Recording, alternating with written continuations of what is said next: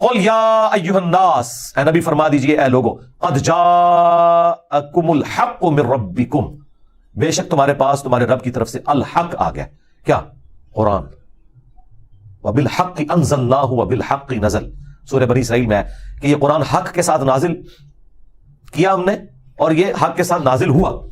حق عربی زبان میں پرپسفل کو بھی کہتے ہیں، بامقصد چیز، اور حق سچائی کو بھی کہتے ہیں۔ تو اے لوگو، الٹیمیٹ ٹروتھ وہ یہ قرآن کی شکل میں تمہارے پاس آ چکا ہے۔ فمن اہتدی، تو جو کوئی ہدایت کی روش اختیار کرے گا، فانما یہتدی لنفسی، تو اس کی ہدایت کا فائدہ بھی اسی کو ہوگا۔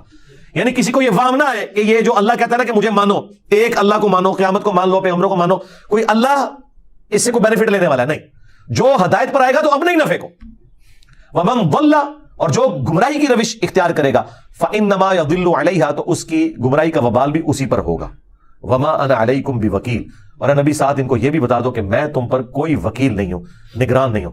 یعنی اس حوالے سے بھی کوئی وکیل نہیں ہوں کہ میں تمہیں بار بار دعوت دوں اور پھر میں چیک کروں کہ دعوت قبول کر رہے ہو، یعنی جب تک قبول کر نہ لو اس وقت تک تمہیں دعوت دیتا رہوں۔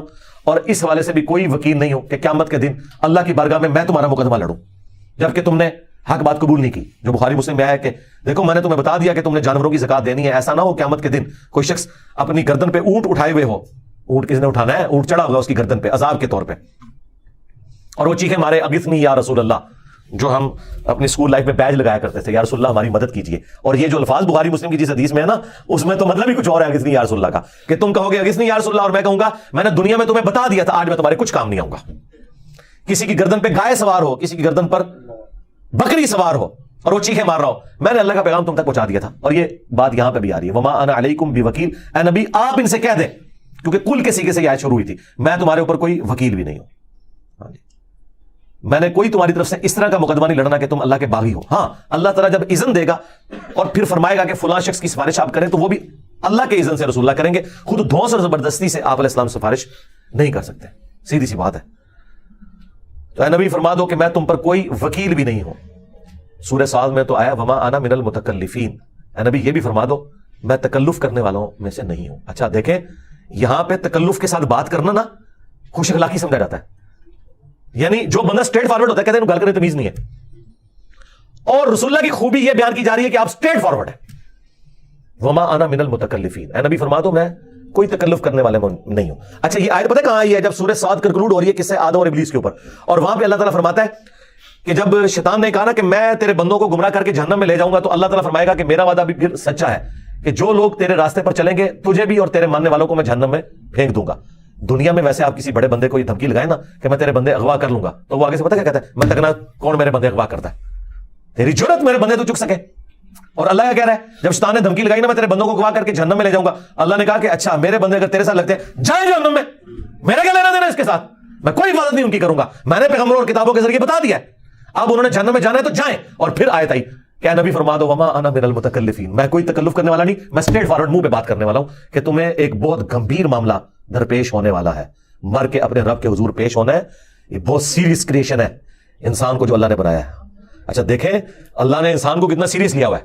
قرآن پڑھے تو آپ کو لگے گا یعنی یہ اگر مخلوق کے لیے مثال بیان کی جائے نا کہ کسی شخص کی زندگی موت کا مسئلہ کسی مسئلے کو بنا لینا، اب اللہ تعالیٰ تو ظاہر ان چیزوں سے پاک ہے، اللہ تعالیٰ نے سب سے بڑا مسئلہ انسان کو بنایا ہوا ہے، چھڑنا نہیں میں تھانوں۔ اور انسان دیکھیں کتنا بے فکر ہے، وہ کہتا ہے جو کچھ بھی تیرے محبوب کی امت سے ہے، اور محبوب کو کہا جا رہا ہے آپ کے وما انا علیکم بوکیل، اے نبی تم فرما دو میں کوئی تمہاری طرف وکالت کرنے والا نہیں ہوں۔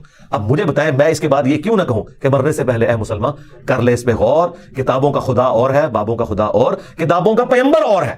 یہ کتابوں کا پیغمبر وہ ہے جو یہ کہتا ہے وما انا علیکم بوکیل وما انا من المتکلفین، اور یہاں کہتے ہیں کہ جی وہ زبردستی بابے چھڑا لے، وہ بابے کو کسی نے کھنگڑ نہیں دینا۔ جو شفاعت بالاذن ہے اس کو ہم مانتے ہیں، شفاعت سے متعلق صحیح عقیدہ وہ میری ویڈیو آپ دیکھ لیں، وہ ہم مانتے ہیں۔ وہ شفاعت صرف نبی علیہ السلام نہیں کریں گے، تمام انبیاء کریں گے، فرشتے کریں گے، اللہ کے نیک بندے بھی شفاعت کریں گے، لیکن اللہ کے اذن کے ساتھ۔ واتبع ما یوحى الیک، اور اے نبی آپ بھی خود پیروی کریں اس وحی کی جو آپ کی طرف آ رہی ہے۔ یار یہ قرآن کی خوبصورتی ہے، نبی علیہ السلام کو بھی اسی طریقے سے قرآن و سنت کو فالو کرنا ہے جس طرح آپ کے امتیوں کو۔ آپ ذرا اس کا ٹیسٹ فیل کریں کہ اللہ کے مطیع ہونے میں اللہ کی نظر میں ایک گنہگار شخص ایک پیغمبر کے برابر ہے۔ اس نے بھی 5 وقت نماز پڑھنی ہے، اس نے بھی پڑھنی ہے، مرتبے کی بات نہیں ہو رہی، اوبیڈینسی کی بات ہو رہی ہے۔ وہ بھی غلط کام کرے گا تو قرآن میں 3 جگہ آ گیا، سورہ یونس میں آپ پڑھ چکے ہیں، سورہ الانعام میں، سورہ الزمر میں. قل انی اخاف ان عصیت ربی عذاب یوم عظیم. اے نبی تم فرماؤ کہ میں تو خود ڈرتا ہوں اس بات سے کہ بالفرض اگر میں نے بھی اپنے رب کی نافرمانی کی تو بڑے دن کا عذاب مجھے بھی آ پکڑے گا. اندازہ کرو. اور پھر اس پہ جو مور ہے بخاری مسلم کی حدیث، اے نبی کی بیٹی فاطمہ میرے مال سے جو لینا ہے لے لے، اگر اللہ کے حضور تو پکڑی گئی تو میں تیرے کچھ کام نہیں آؤں گا. اے نبی کے چچا عباس، اے نبی کی پھوپھی صفیہ، ایک ایک رشتے کو حضور نے خطاب کر کے کہا، کیونکہ سورہ شعراء میں آیت نازل ہوئی تھی کہ اے نبی اپنے قریبی رشتہ داروں کو ڈر سنائیے. پھر حضور نے ایسا ڈر سنایا. اب اندازہ کریں اگر حضرت عباس، حضرت صفیہ اور سب سے بڑھ کر سیدہ فاطمہ کا یہ اسٹیٹس ہے کہ حضور ان سے کہہ رہے ہیں کہ اگر اللہ کے حضور پکڑے گئے تو میں کچھ کام نہیں آؤں گا، اگرچہ وہ قطعی جنتی ہیں، تو باب شاہی کوئی نہیں.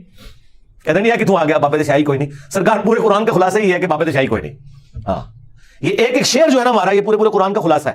یہ ڈاکٹرن ہے، یہ فلسفی ہے پوری.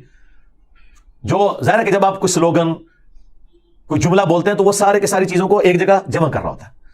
فَبِأَيِّ آلَاءِ رَبِّكُمَا تُكَذِّبَانِ، یہ ایک سلوگن ہے، اس کے پیچھے قیامت مضمر ہے. تم اپنے رب کی کون کون سی قدرت کی نشانیوں کو جھٹلاؤ گے، وہ ہر نشانی اس کے اندر شامل ہے. تو اے نبی آپ بھی اتباع کریں اس وحی کی جو آپ کی طرف کی جا رہی ہے. وَاصْبِرْ، اور صبر اختیار کریں. حَتَّى يَحْكُمَ اللَّهُ، یہاں تک کہ اللہ کا حکم عذاب آ جائے آپ کے مخالفین پہ. اب یہ مکی قرآن ہے، اس وقت تو حضور کو نہیں پتا کہ اللہ کے ڈیوائن پلان میں کیا ہے، کیونکہ 13 سال ہو گئے، 125 بندے مسلمان ہوئے ہیں. اب حضور انتظار میں ہے کہ اب ظاہر مخالفین بار بار کہتے تھے کہ بھئی اتنا عرصہ ہو گیا تم دھمکیاں لگاؤ کہ عذاب آ جائے گا، تو عذاب تو کوئی نہیں آ رہا. تو حضور کو پھر بار بار تسلی دی جا رہی ہے. پھر اللہ تعالیٰ نے تو یہاں تک بھی بیان کیا کہ دیکھو نوح کو دیکھو، 950 سال اس نے صبر کیا ہے. آپ کے 13 سال تو 950 سال کے مقابلے میں شاہی کوئی نہیں ہے. تو حضور کو سورہ ہود میں ہے کہ ہم انبیاء کے واقعات آپ سے اس لیے بیان کرتے ہیں تاکہ آپ کا دل مضبوط کریں ہم، کہ اگر اگلے انبیاء کو ان تمام تکالیف سے گزرنا پڑے تو آپ کو بھی آج گزرنا پڑ رہا ہے. تو یہ اللہ کی سنت ہے کہ اس تکلیف سے آپ کو گزرنا پڑے گا. وَاصْبِرْ حَتَّى يَحْكُمَ اللَّهُ، صبر کیجئے یہاں تک کہ اللہ کا حکم آ جائے. وَهُوَ خَيْرُ الْحَاكِمِينَ، اور وہی سب سے بہتر فیصلہ فرمانے والا ہے. اس سے یہ بھی پتہ چل گیا کہ نبی کا کوئی اختیار نہیں ہے عذاب لانے میں، معجزہ دکھانے میں. اللہ نے فیصلہ کرنا ہے کہ کب عذاب آنا ہے، کب معجزہ دکھانا ہے. اب اس وقت نیکسٹ اسٹریٹجی آپ نے کیا اڈاپٹ کرنی ہے، ایک ایک چیز کا فیصلہ اللہ نے کرنا ہے.